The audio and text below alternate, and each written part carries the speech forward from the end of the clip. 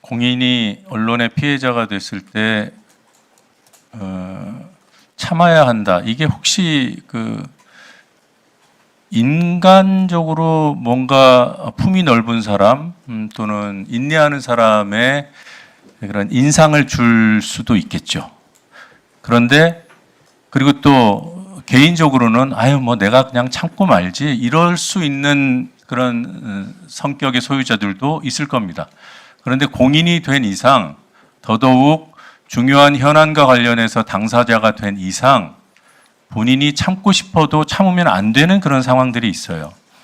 SBS 사건은 유력 정치인을 향해서 심각한 어떤 범죄 혐의, 유착 혐의를 제기했던 보도와 관련된 건입니다. 그때 지금 국민의힘 나경원 의원이 드럼통 안에 들어가서 이재명식 드럼통 공포 정치 하지 말라고 얼마 전에 퍼포먼스 했죠. 그게 그 출발이 바로 2018년 7월 21일 그것이 알고 싶다. 조폭과 권력편. 거기에 신세계라는 영화하고 영화 아수라 등장시키고 거기다가 이재명 당시 경기도지사 사진 빡 박아서 이런 스토리가 지금 현실에서 일어나고 있다. 그때 다뤘던 그것이 알고 싶다 보도의 주제가 살인사건이었어요. 조폭이었고 거기에 이재명 경기지사가 성남시장 시절에 유착돼 있었다는 그런 의혹을 제기했습니다. 근거랄 만한 할 것이 1도 없어요. 그 뒤에 국민의힘에서 어떻게 했습니까? 그 조폭들 물고 이들이 결국은 국민의힘 정치인들하고 결탁해가지고 돈다발 사진 인터넷에다가 띄우고 그걸 국정감사장까지 끌고 와서 김용판 씨 뭐라고 했습니까? 그리고 그 조폭 그자를 변호한 자가 장영하 국민의힘 당협위원장이에요.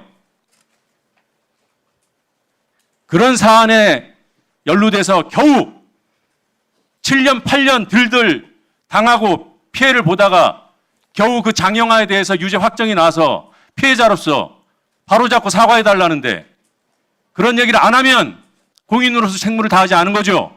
그런 얘기를 안 하면 언론이 써줍니까?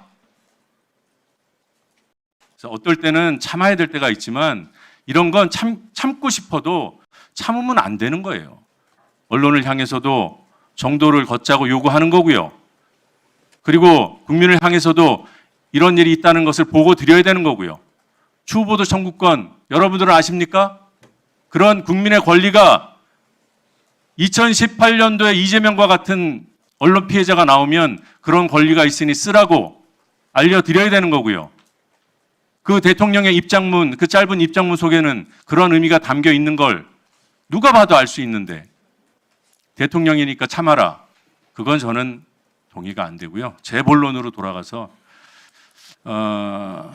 유진에 대한 2024년 2월 그 당시 방통위의 그 유진 대주주 적격 심사에 대한 법원의 판단은 한마디로 요약하면 이거였습니다. 더 볼 것도 없다.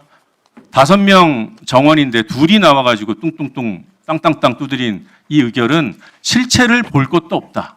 그러니까 우리 위원장님은 법률가 출신이시고 해서 그런 부분들이 많이 신경 쓰이실 것 같아요. 그래서 이제 국민께 더 알려드리고 싶은 그 뜻은 충분히 저는 이해를 합니다만 무효 판결이 아니라 취소 판결이었다 그러면 뭔가 가벼운 판결처럼 오해될 여지가 있어요. 그거는 절차적으로 문제가 있으니 더 볼 것도 없다는 거예요. 이 취소 법원의 판단이 확정되면은 유진의 대주주 적격성은 부인되는 겁니다. 거기에서는 무효와 다를 게 없는 거예요. 그래서 굳이 그거를 법률적으로 구별을 안 해주셔도 되겠다라는 생각이 들었고요. 그걸 취소시킨 법원의 1심 판단을 우리 정부는 수용했잖아요. 그렇죠?